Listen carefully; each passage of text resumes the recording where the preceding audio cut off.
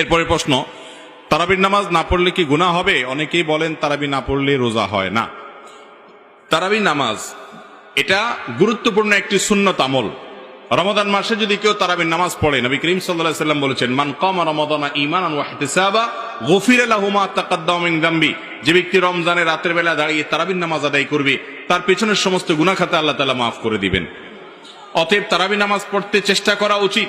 কিন্তু কোনো কারণে যদি কেউ তারাবি নামাজ না পড়েন, তার কারণে তার রোজা হবে না, এমন কোনো কথা পৃথিবীর কোন আলেম, কোন ফকি বলেন নাই।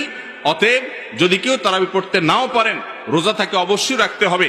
তারাবি মিস হলে গুনাহ হবে না, বড় গুনাহ কবিরা গুনাহ হবে না, কিন্তু রমজানের রোজা মিস হলে কবিরা গুনাহ হবে। অতএব তারাবি নামাজ এটা আমাদের আদায় করা উচিত। এটা যদি ছুটে যায় কোনো কারণে, হঠাৎ কোনো একদিন একা একা পড়ে নেব।